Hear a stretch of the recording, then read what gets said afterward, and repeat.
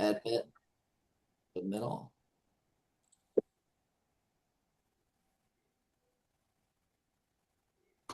What is up, everybody? Welcome, welcome, welcome, my friends. Team principals. What is up? Team principals. Boom. Boom. Riley, are you eating chicken, Riley? You're like licking your Yeah, he finger. is. He's eating No, no. some. I got rice cakes and peanut butter. Uh, Rice cakes, peanut butter. That seems like a college level Yeah, I fast run out food. of dining dollars. Well, dude, we'll he's sell on he's that now. protein maxing. Protein maxing. All right. Well, it looks like we actually have almost everybody here. I'm going and looking down the list. It looks like everyone's here, which is fantastic. So we don't have to wait any further, no delays. But welcome to Team Principal Form number two. This is one of many that we will have before race one. So we'll go ahead and let me make sure I'm recording. Make sure I'm recording. Yes, I am. Good stuff. So today we are going over competition schools, pit stop protocols, items you should be planning to bring to the racetrack with you for race one, and then car prep for race one. So how do you actually go and prepare your car to go wheel to wheel racing, right? So let's get into it. So competition schools. Your teams have two opportunities left to get competition licensed before race one at Road Atlanta. So that is the May 22nd through 24th at Sebring International Raceway with Farah. And then we have another one at Nelson Ledges on June 10th. That is in Ohio. So those are the only two times that you have left to get licensed before race one. Now, that's okay if you can't get licensed before race one. You can come to race one to get licensed. There will be a comp school during race one at Road Atlanta. So, but we really encourage you guys, if you can come to the Sebring event, that gets you significantly better prepared, gives you more time to get practice, etc. We have room. We are able to take on people. So, please try to sign up for the Sebring event. If you would like to sign up for the Sebring event or you have drivers that would like to come to Sebring, I need to know that ASAP. This is not something that you just show up to. We have to plan, we have to prepare. If you don't have a car, we have to find you a rental car. So please, if you want to come to comp school before race one, plan to be at Sebring May 22nd through the 24th. We're at Nelson Ledges on June 10th. Everyone good with that? Anyone have any questions about that? All right, good stuff. Competition school is literally the best 2 days of your lives, guys. I went through this program with Todd Bierce as my coach, and it was fantastic. I was challenged like I've never been challenged before in my life, but it was such an incredible program. We really take a lot of pride in, and there's nothing quite like watching your first green flag drop from the stand and you're all lined up. That moment is unbelievable. So it's awesome. So definitely please email us to let us know you're coming. We really need you guys to come.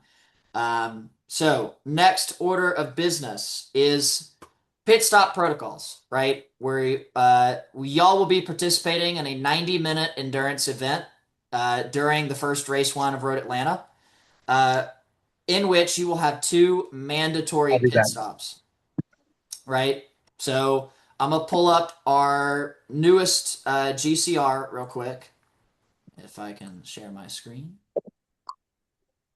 Boop. Share. All right. I don't know if y'all can see this, but y'all may have to zoom in. But I will go over all of it. It's not very complicated. So this takes pit stops take place. You can technically have a pit stop for any reason, if for emergency purposes. But for the 90-minute enduro, you will be required to perform two driver changes, right? So how does this work? A pit stops are all subject to a minimum duration of 5 minutes, meaning from the moment you enter pit lane to the moment you enter out, 5 minutes has to have elapsed, right? How are you tracking that? You will be assigned a pit captain, a pit overview. Standing with you, this will be an adult who's been in racing for a long time, and all their job do is to time you from the moment you come into pit lane and time you for the moment you leave, right? Their job is to make sure you're completing everything in accordance safely and adequately to our standards. So if the pit captain says you can't leave because you didn't do something right, he'll tell you exactly what you did wrong, and you guys have to fix it before you're allowed to leave. So a maximum of 4 crew members are permitted over the wall at any time, not including the driver. So, uh, 2 may perform service operations. 1 has to act as the dedicated fire safety attendant. That person cannot do anything else other than hold a fire extinguisher pointed at where you're refueling if you need to refuel. I don't think you guys will need to refuel, but in the event you guys would like to, you guys are allowed. Um, uh, Only authorized pit crew are allowed over the wall, so you need to identify those people beforehand and let us know. Hang on, Mikey, I see your hand. And then no pit may begin. You cannot work on the vehicle. So if you need to do something to the vehicle, take the driver in or out, it cannot occur until the vehicle is stopped and shut off. And then obviously for the teams that are bringing in multiple cars, you can have 1 car per pit lane, hot pit area at a time. So, Mikey, what's your question? You can finish this section first, but it's about safety equipment for the crew members in the pits. To what Yeah, we standard we made need some them up changes. to. Yeah, we made some changes to Yeah, that. So we're actually getting right into that, Mikey. Good, yeah. perfect segue. So safety equipment. Uh, all personnel in the act of refueling. So that means you are either holding the fire extinguisher or physically holding the jug, refueling, need to be in a full fire suit with a full face helmet.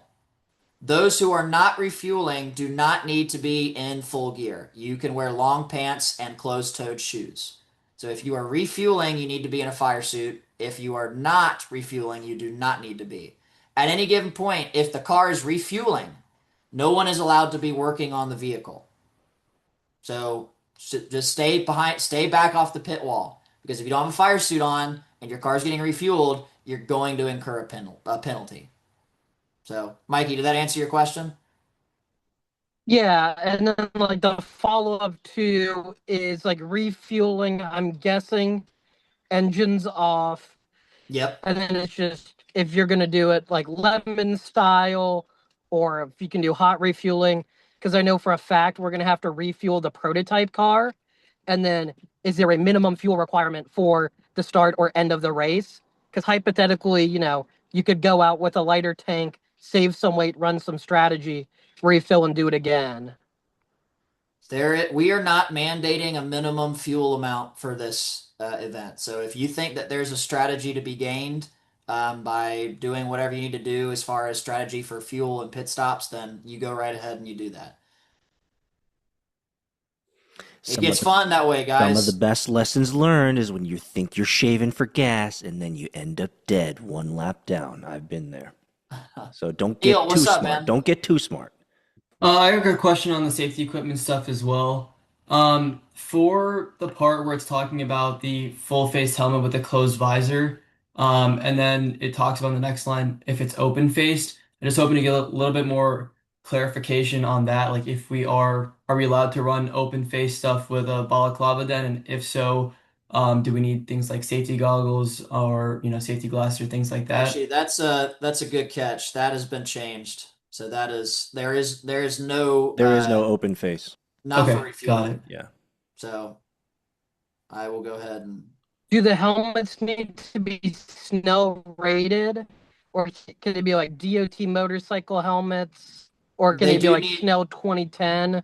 So they do as requested via insurance and other representing bodies, it has to be SA 2020. So it does have to be a helmet that you could go race with. Cool. Hey, Neil, was hey, there another hey, Todd. When question? is when is No, the that was SA it. 20? When is the SA 2025 kick into gear? Because I got a notification just like a week ago from one of my crawlers that was talking about on the news about SA 2025. I don't know if They're that's out something. now.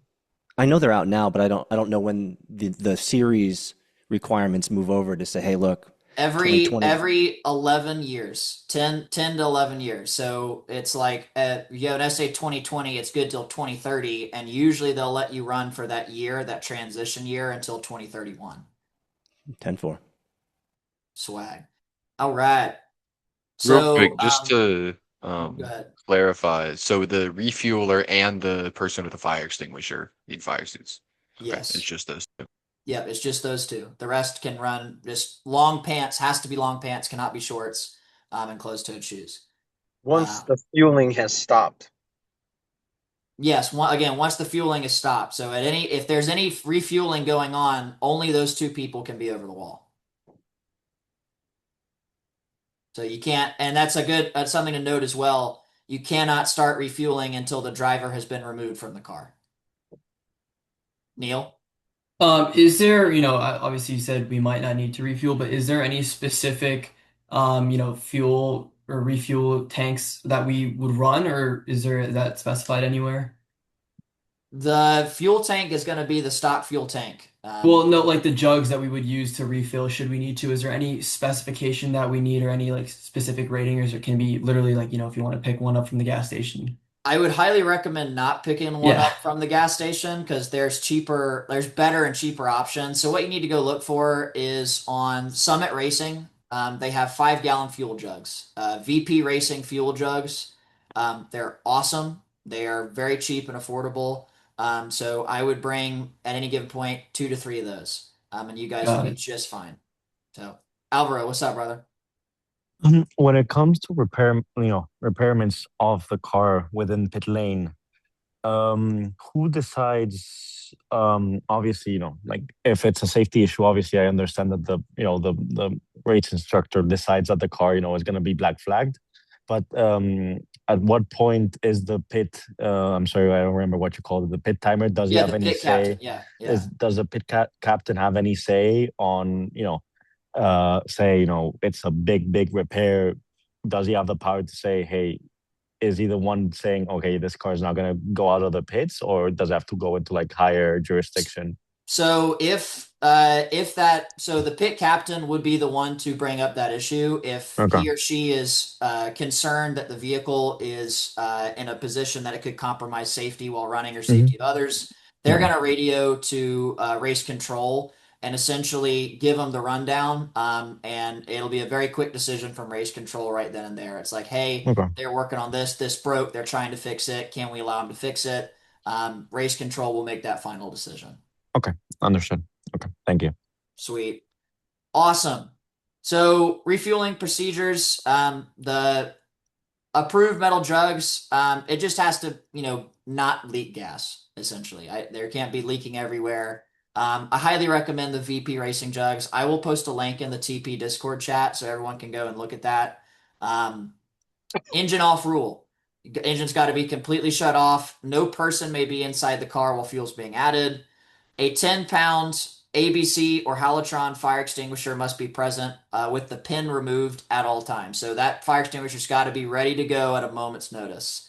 No concurrent work, so there can't be someone trying to fix it or replace something on the car while it's being refueled.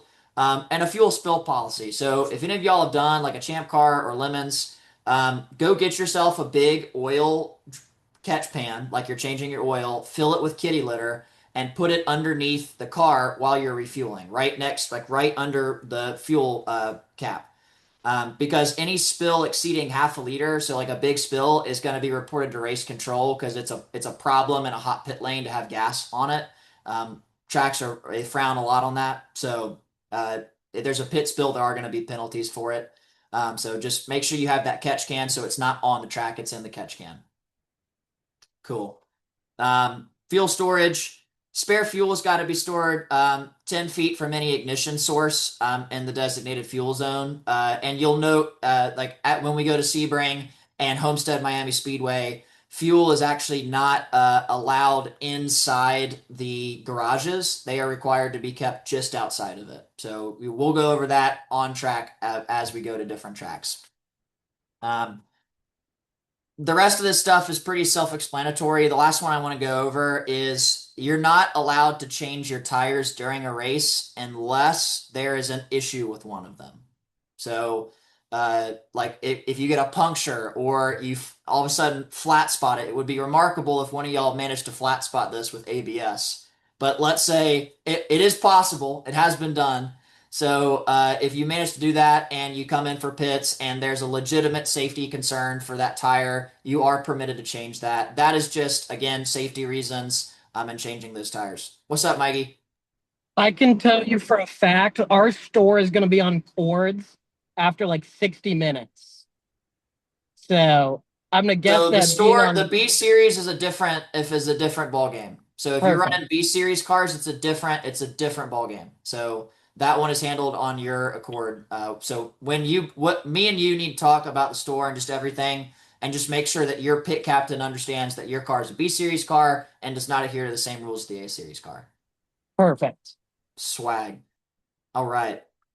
Y'all can come take a look at these penalties. Some are obviously way more severe than others.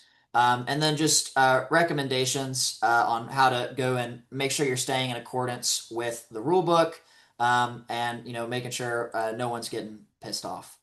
So let me stop share. Boop. All right. So we made those updates during our most recent committee meeting here. So that GCR will be updated as soon as possible. Will probably be updated tonight. So just hang on before you start emailing. Hey, the GCR is not right. It's not right. I understand. We're getting it ready. So the next thing we want to talk about is car prep for race one. So as you guys, your teams are receiving cars, we're super excited. Um, Now comes the question of, okay, you have a car that's great. How do you prepare it to go to the racetrack? Because it is every time you go to the racetrack, you need to be checking these things. You need to be going through this checklist that Todd Burris has created for you guys, what he does for his personal race cars. So I'm going to go pull that up and I'm going to share my screen with this one.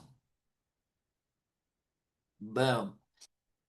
So this is essentially after race prep in preparation for the next race. So you always want to make sure you're doing work right after it comes off track, right? So after the last run, you're going to this thing should be filled with as many notes as possible. You guys should be you should be printing these off and writing everything down because that's how the best way to remember everything is.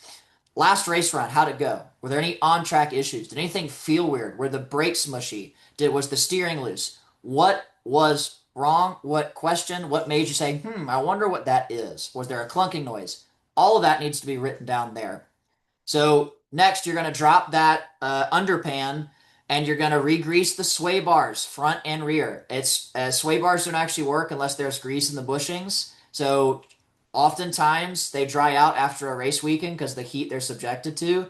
And you want to make sure all that suspension is working together, not against each other. So if they're not greased, they're not prepared, it's not going to work well with each other. There's a whole bunch of chats. Stand by.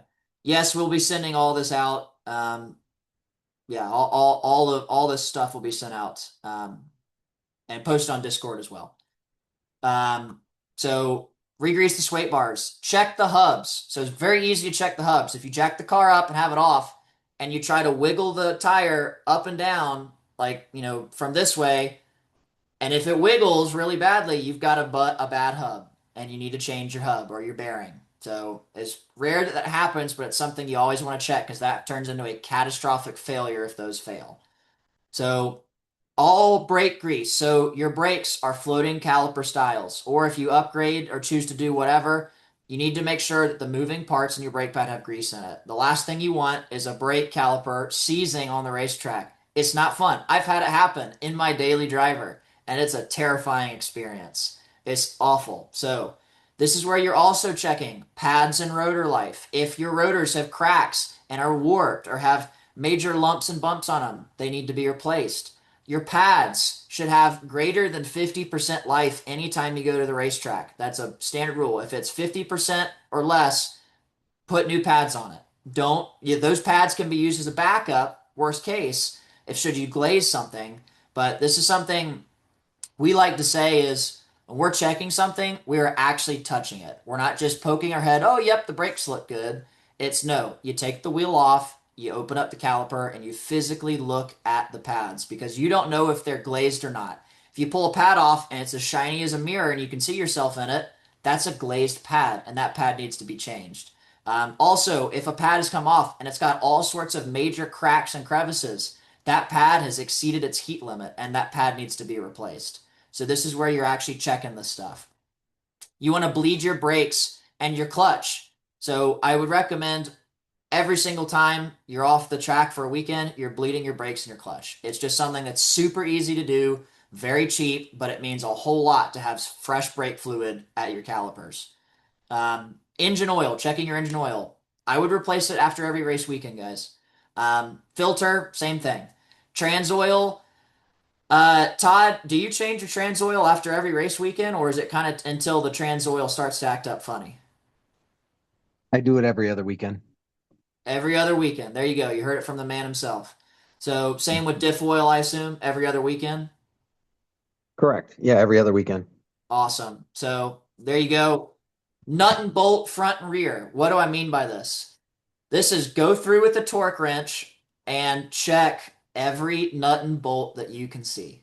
Right? So this is bolts on your calipers, this is bolts on your subframe, your control arms, your upper and lower A arms, your multi-link rear suspension, your actual suspension bolts top and bottom.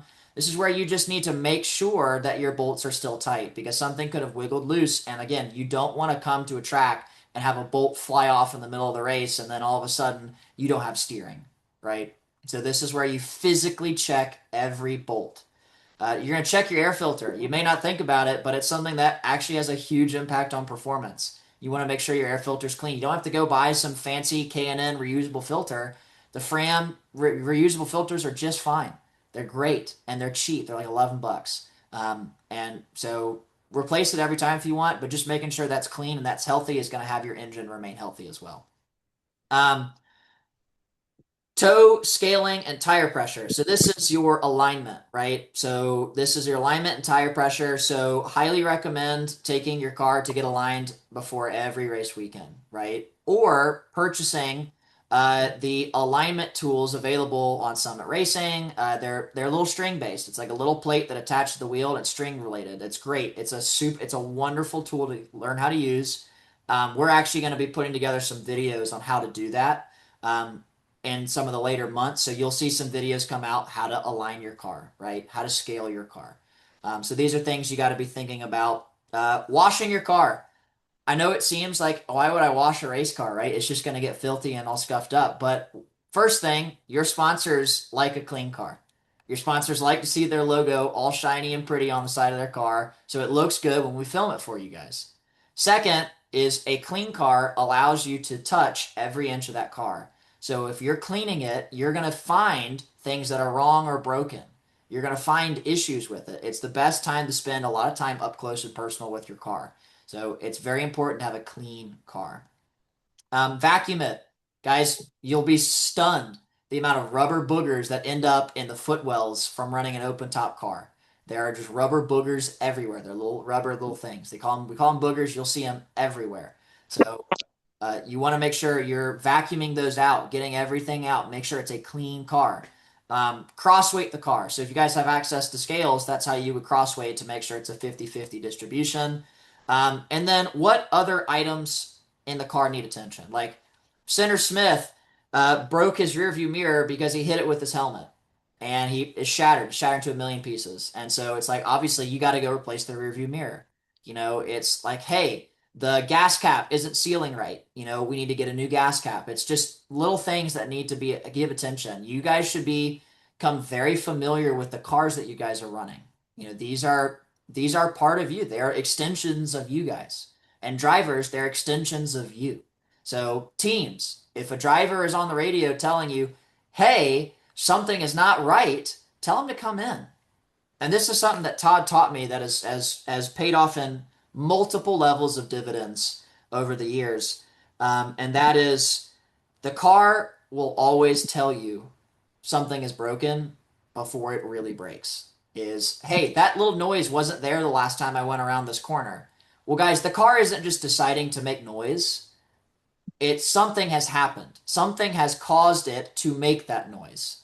And your mentality should always be, prioritizing that safety over speed. Is if you hear a noise that wasn't there before, come and check it. Sometimes it can take 2 seconds to have your crew pit look around the car and it's like, oh crap, something fell off, or a caliper bolt snapped, or anything, right? So the car will tell you guys, listen to your drivers. Drivers, be attentive, be listening. Understand that if you go around the turn the same way every single time, but this one time all of a sudden your car shot off to the right, that's not normal. That the car is telling you something is wrong, right? Todd Burris had a terrifying moment on a race weekend I think it was 2 weekends ago, where he was coming in turn one and his steering felt wrong, and then all of a sudden it broke. He didn't have any steering, right? So you got to make sure you're listening to your car and understanding, hey, the car will always speak to you, and Todd will testify to that. That's true. The car speaks to you. It tells you, hey, I'm not feeling the best. I need help. Another reason to make sure that the car is cleaned every time. When you come back from a race weekend and you're got it on a lift and you're up underneath it and your half shafts are spewing grease, you got to make sure that the half shafts before you left weren't spewing grease. Because if you're not cleaning and looking at every single thing, so it becomes a religion, right? I mean, it really does. You guys are, coming into a whole new world. So when you're looking underneath the car and it's spewing grease, well, you know it wasn't there before. So it's something new that needs to be addressed. And we'll be there to help. Also, inside the wheels, I've seen calipers start to leak oil. They'll start to leak brake fluid. All of a sudden, you have brake fluid in there, and you're like, when did that happen? Well, if you have a lot of built up dust and debris in there, it'll get absorbed and you really won't see it. So it's best to keep these things really clean. And if something new, you get an oil spill, you get an oil leak in the engine, you get something going on, it's very easy to identify and fix before it becomes a problem. Looking in there and saying, wow, there's a new drip there. We can fix it straight away. If I can add any context to this, have any of you guys ever been to Disney World or like a Disney cruise? You guys ever done that? Like, there is a culture of clinical cleanliness that I appreciate so much. And it is almost impossible for me to communicate how important what Jack just went over is to the culture of your team. I will tell you that after building carts for 6 years, averaging 26 races a year, I will tell you that having your finger on every nut, bolt, and screw is absolutely essential to your religious discipline of these machines. Because, and Todd and Jack and I could all tell you war stories till the day is long. It's that one damn screw. It's the one damn line. It's the one damn hose. Electrical switch. It's the one. You guys were all there. We DNF 4 races last year because of electrical. Like, brother, it is so frustrating. And so make it your religion to strip the damn car.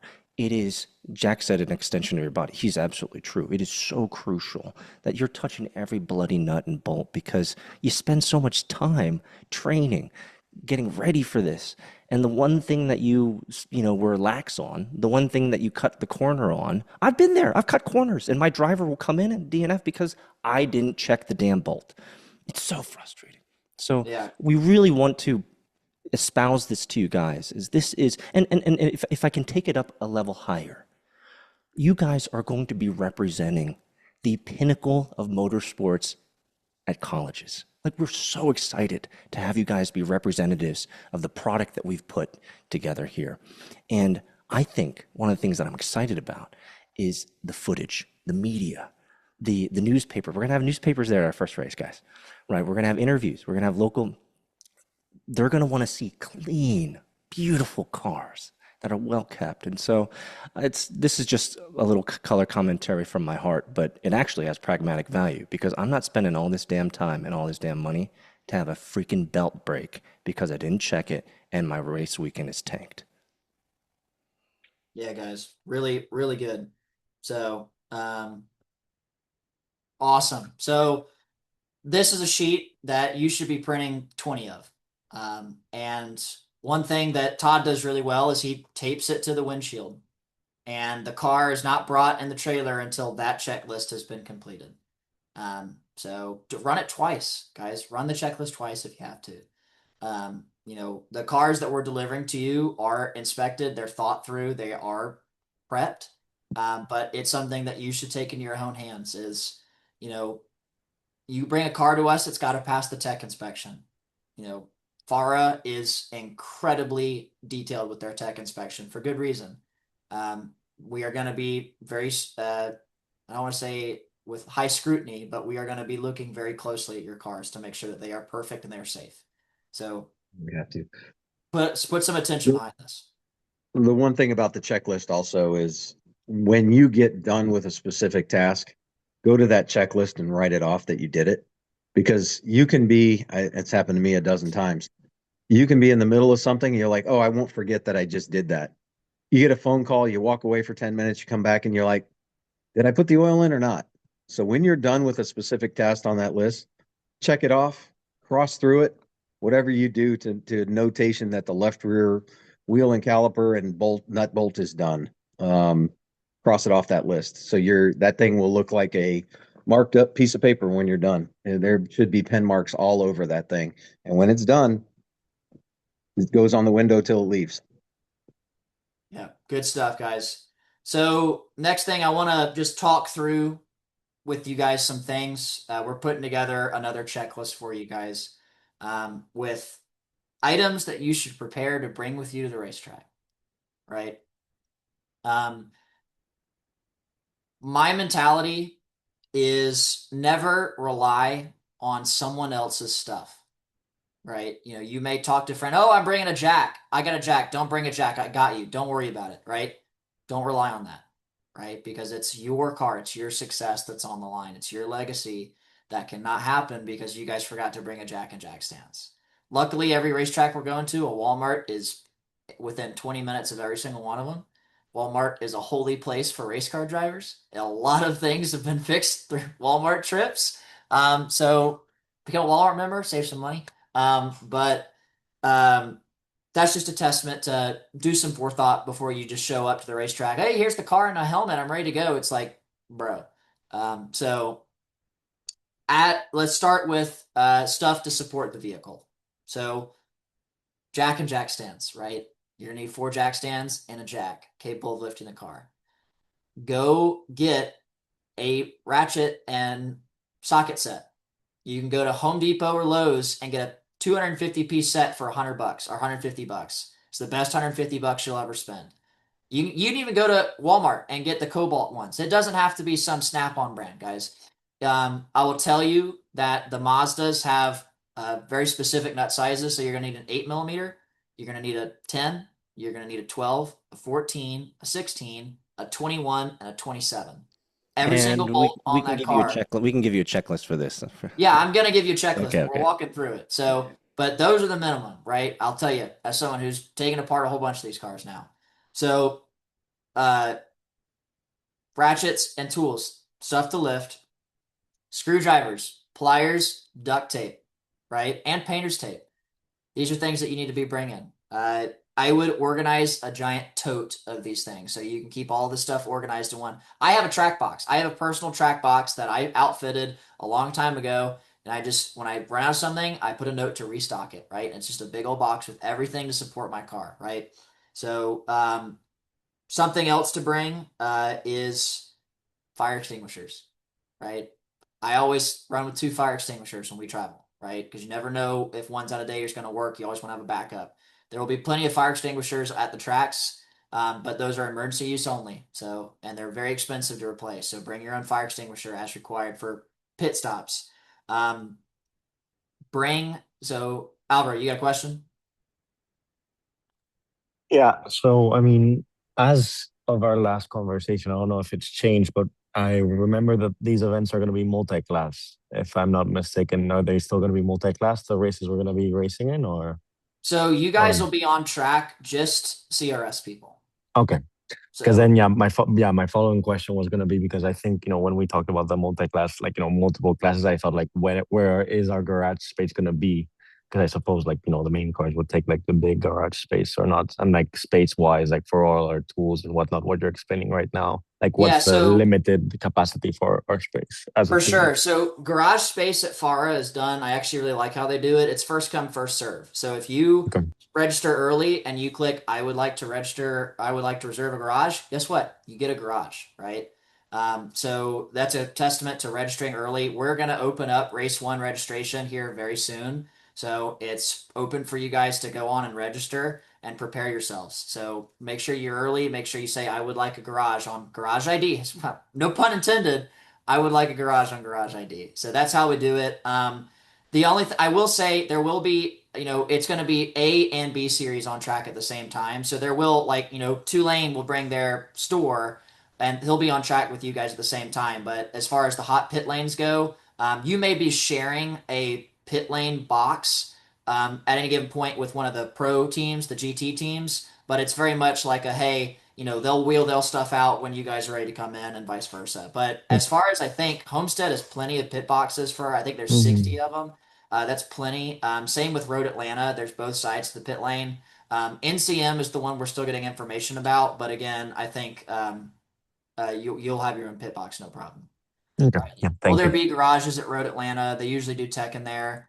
Um, that's a great question. I will make sure that if you do not have garages, we figure that out and we'll communicate that to you ahead of time, Riley. But that's the next thing to bring is always, always, always go bring a tent, a pop-up tent, guys. You don't need a super expensive one. You can go to you can go to Walmart, you can go to Academy Sports and pick them up for $50, a 10 by 10 or a 12 by 12.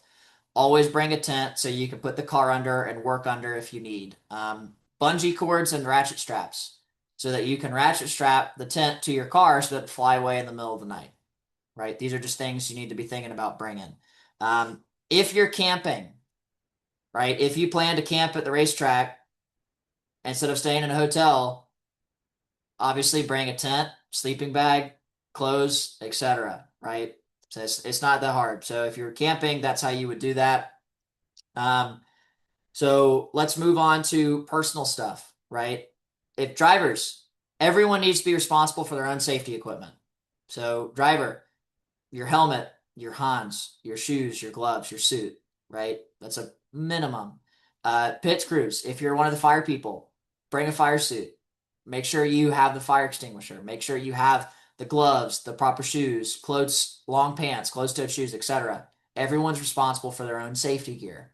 So make sure you remember that. Make sure you're bringing a bottle of water, refillable if possible. It's hot as all get out at these racetracks. You guys get very dehydrated. Drivers will lose a lot in sweat.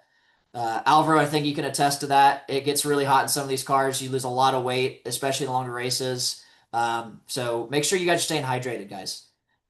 It's something that it's easily missed, but there's nothing worse than being dehydrated at the racetrack and you can't drive. That's very upsetting. So sunscreen, I get burned very easily. So bring sunscreen, bring a hat, bring a chair to sit in. Um, these are, again, we're going to go through and give you guys a full rundown of everything that you need to bring to the track. But these are the things you need to be thinking about as we go throughout this, as you prepare. Think about, hey, I have a folding chair I can bring. Well, that's great. You have a chair now. Also, a folding table is very helpful to put a lot of stuff on, tools on, etc. So folding tables should be considered to be brought. Uh, We're asking you guys to have a lot of stuff. I'm going to be sending you checklists, but if you have any questions about, hey, should I buy this or should I buy this, feel free to just ping us in Discord. We're here to help you pick the right gear for everything. Also, if there's a yeah, cheaper alternative that's also safe, we'll give you that as well. So if you have any questions, that's what we're here for, guys. Yep. So we have some exciting partnerships coming out about safety equipment as well. So I would say for the next 2 weeks, please do not buy any safety equipment because we have a deal that is coming through that is going to be very mega for you guys and is going to save you magnitudes of money on safety equipment, fire suits, balaclavas, gloves, shoes, etc. So hold off on that until you hear that announcement. We want to make sure that we get that going. Do you guys have tire pressure baselines, hot and cold pressures? You That ask the depends. residential ask expert when you get on track, is what we do. Well, yeah, but every tire is different, Riley. So that is, I'm gonna give you guys some wisdom I learned from Todd is start at 26, 27, and go out and see where they come in at, right? If they come in at 10 psi higher, you know, Peter, 6, 7.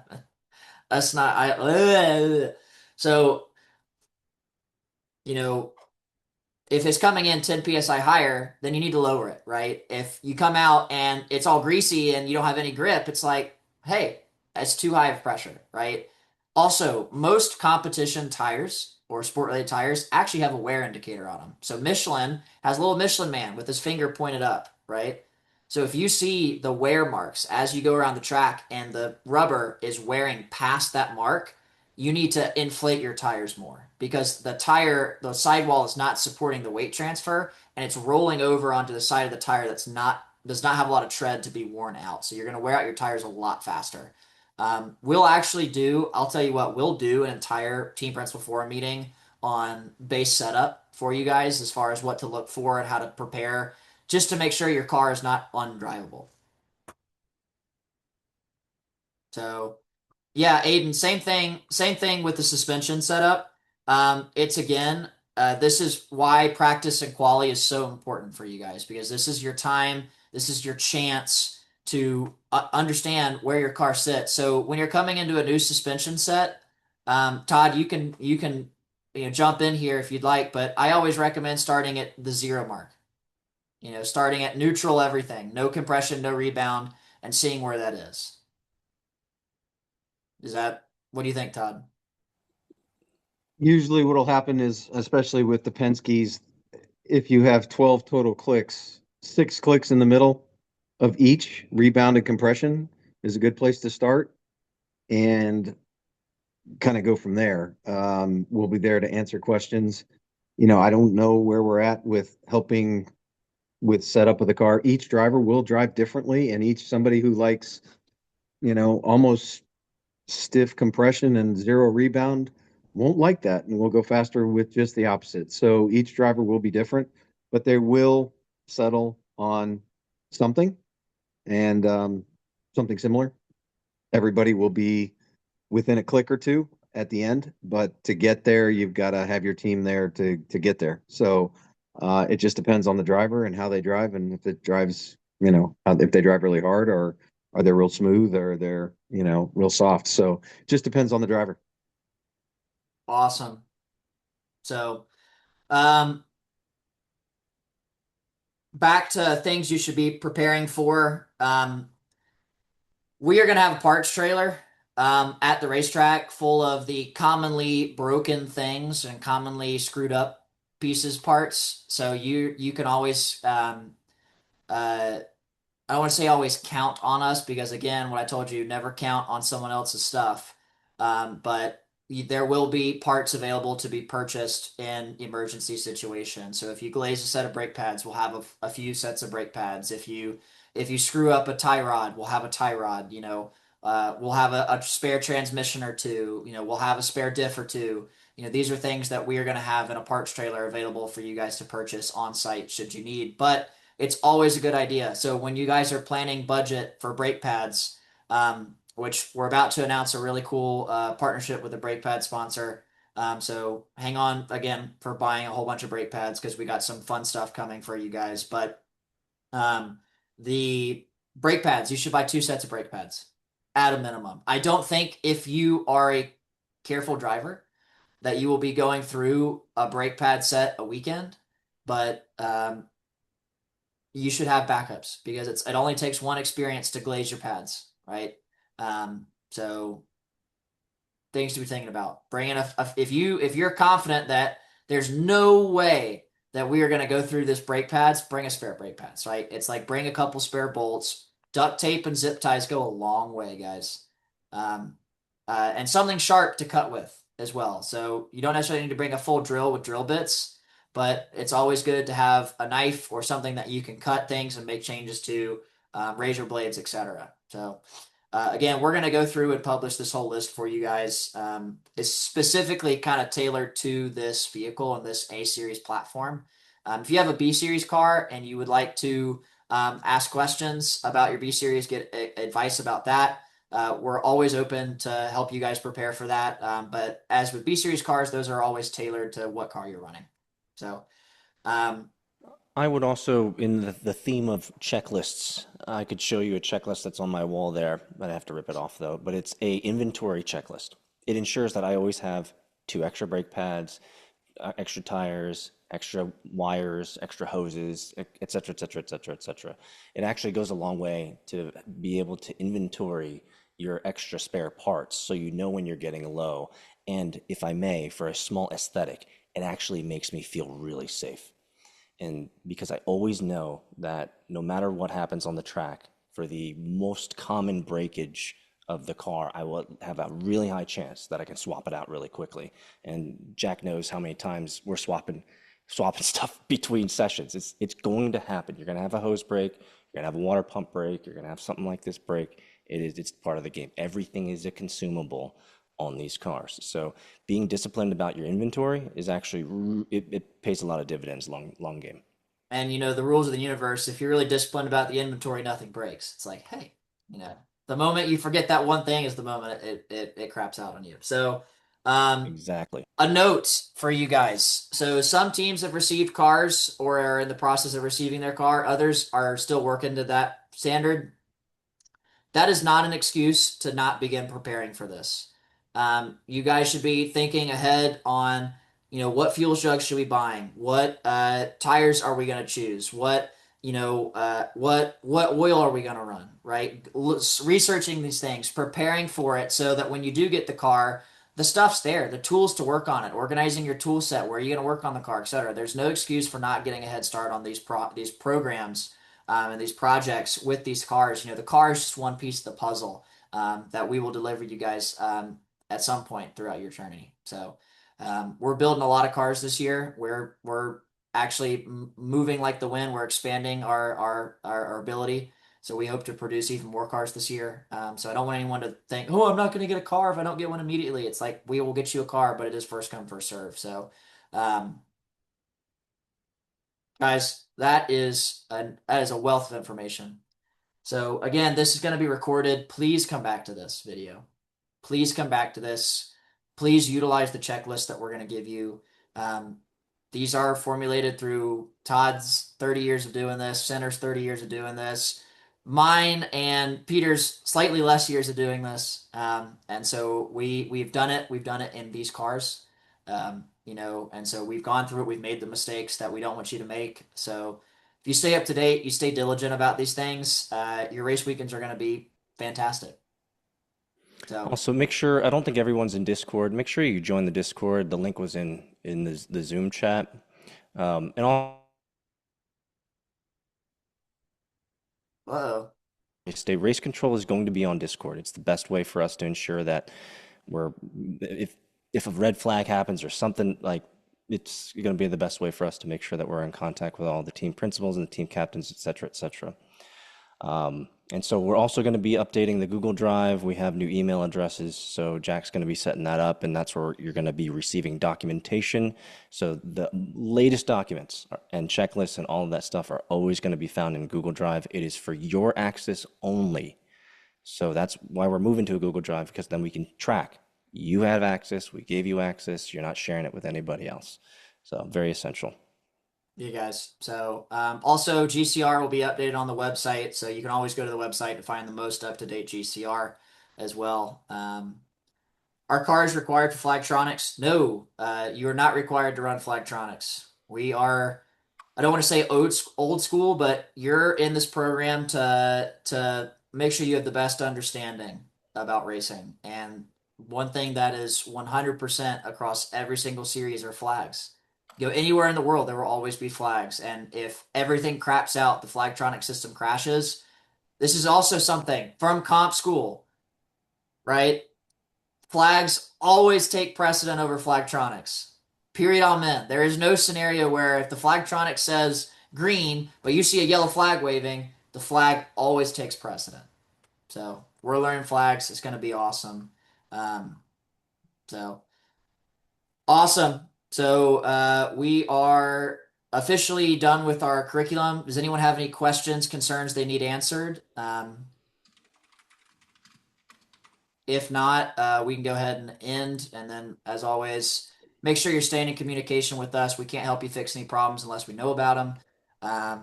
But we're super excited. We're getting really close. Neil, what's up, man? Hey, I had a question on kind of something we talked about last meeting, about practices. Was there any update on that? I know you kind of mentioned potentially, looking into, having those tracks like a Friday practice. I just wanted to see if there's any update on that or if it's still, Yes. So straight we're into actually, qualifying. yeah, 100, we're actually working. I mean, right now, I had a conversation with Farah, the director over there today, about them. They're actively trying to get a test day for Road Atlanta. So that would be the Friday before the event. It would be an open test day. You guys would have 40-minute sessions to go figure it out, learn the track, etc. Really? Okay. Test day? Yeah, brother. Ah, I'm so happy. I Wow. know it's a blessing. It's not always given that you get a test day. So test days are considered holy ground. So Bro, let's we're working go. our butts off to make that happen for you guys. But it is not confirmed as of this moment. So the moment we know, we will let you guys know, and then obviously spread it across the socials. Got Oh, it. that Thank you. that makes me so happy. Yeah.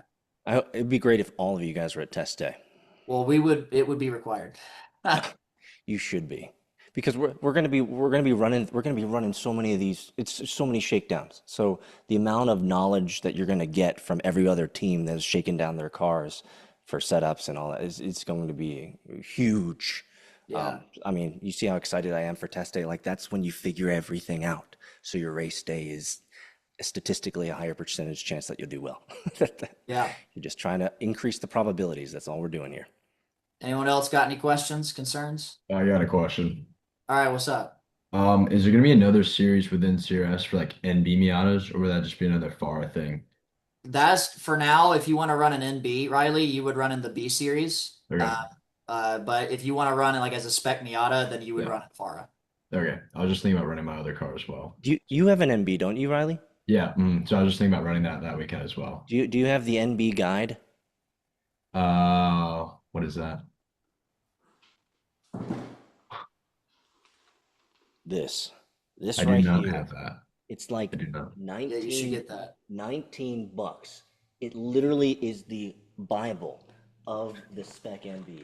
Like this has allowed me and you get a lot of it's transferable over Oh, to the NDs, not all of it, okay. but this for everyone out there. I will send you guys a picture of it on Discord. Go to Advanced Motorsports. It'll be the best 30 bucks you'll ever spend. It literally is this guy's 50 years of working on just the Miatas. I've learned so much from this booklet. It's ridiculous. Yeah. Alvaro, what's up, man? Just quick question. When navigating the Discord, where specifically can we find Google Drive? And then also another thing is, where are we, in what chat are we able, like the team principals, able to chat with you guys and other team principals? Just because So I'm it's not in it's very, it's in there. So if you okay. go to Discord, you're going to Yeah. have to go through the spam filter and make sure that your name is blue. Once your name is blue, then I can give you a permission level so that you can see team principal only. Okay? Okay. So that's Understood. why when you guys get in Discord, DM me so I know that you're a team principal, then I can Gotcha. give you the permissions directly. It Yeah, says you Gotcha. don't have Understood. DMs or friends. We can't add Understood. you. Yeah.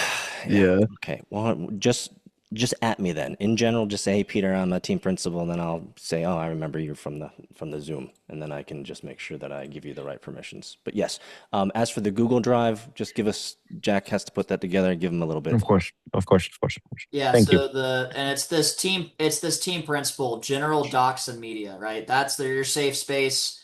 These right here, that's your safe space to connect with team principals, talk about things, ask questions. Myself, Peter, Todd, we're all in that group chat as well. So if you add us, again, the best way to get in touch with me is by email. But if you at me, I check it daily, so I'll try to get to you as soon as possible. It's just another good place to connect with everyone. Yeah, and as we get closer to race day and the season starting, it's gonna start getting really. There's gonna be a lot more that's gonna be in the team principles, and the more that you guys share what you guys are learning and all that stuff. So we'll give you more directives around that. So we really want to make sure that we're all learning from each other as we're building these cars out and racing them together. Yeah. Thank- Aiden, you got a question, man? No, no, I just said thank you. Oh no, Aiden, not Albert. Yeah, sorry, my mic wouldn't unmute. I know we talked, you and I talked a little bit ago about the different tiers of the cars, with the middle one being kind of equipment that we select to come with it. Will we be Mhm. able to view a price breakdown of all those things? Because like we have some of the stuff, but then we're considering, getting the data or video acquisition from you, things like that. And so we would just Yeah, like to be able to see that all. I told you guys, you specifically that I'd be working on getting you that price breakdown, but then we had Okay. that university issue, so I can Yeah. still send you that price breakdown just so we're ready for it. Sure. But Yeah, I yeah, think we would I'll just get like to on look at that. it. Because like, will that change our monthly payment, or is it just the one-time upfront stuff that we pay for that No, extra so equipment? that's the beauty about our lease program is that's all rolled into the monthly cost. So Okay. it's that cost for you is spread out over many months. So it's a very small change according to monthly. So it behooves you guys to do the lease program. Okay, cool. Yeah, I just wanted to follow up. Yeah, Jack, yeah, would you be able to send us the breakdown of different tiers as well? As we yeah, get ready for the car. 100%. Uh, Actually, I can post the different tier. I'll post that in the team principal group chat. The different tier levels, what they mean, and then when you guys, this is for every team principal. When you guys are ready to get a car, you get in touch with me. We sit down, we go through the lease document, we answer any questions. You sit down with me, and we get it squared away. Cool, awesome, good stuff, gentlemen and ladies, and Todd. Anyone got anything else? It's okay if you don't. Good stuff. All right. We are going to be having two team principal forums during the month of May and another two during June. So this is just, there's a lot to prepare for, a lot to go over. The mentality coming into the first race weekend, what that means for you guys, what kind of mentality you should be bringing. We'll be going over that in the next meeting. But as always, guys, we really, it warms our heart to see you guys want this as much as we hope you guys would want it. We love you guys. We're excited to see you. We're here to move mountains for you guys. So any issues, any questions, you get in touch with us. We work it out with you. And we're here to go to the moon, guys. We're here to go to the stratosphere. Oh, uh, next weekend, the 23rd to the 26th, we are at the MIDI announcing a partnership with IMSA. It's mega. We're super excited. Come check it out. Our show car will be in person there. It's a fantastic. HSR is incredible. They're racing all these historic cars. It's like the coolest thing in the world. There'll be like 80 to 100,000 people there. It's going to be mega. Riley's going to be there. I know you're going to be there. It's going to be awesome. So come check us out if you can make it down to Road Atlanta, 23rd to the 26th. We'll be there. Come have fun with us. We'll be there. But without further ado, Wait. I don't know if these students truly understood what you just said. yeah, they're going to know about it on the You 23rd. They're going to know glazed about it when we over announce it. a name that is so important. Did you guys hear that name? International Motorsport Association. What? What the fuck? Yeah, guys, we're really excited about it. We're super excited. It's all for your guys' benefit. That's huge. On that weekend, Huge! we'll be going out and we'll be detailing exactly what that partnership means for you guys, the access it's going to give you guys, and the support that it's going to bring for your guys that's in your teams. So stay tuned. But come check out the MIDI, guys. That's why we're at the MIDI. That's why we're there. So super blessed to have it. And any questions, email us, get in touch with us DM. But I will see you guys when we have the next team principal forum, guys. Good stuff. Proud of you guys. See you guys later.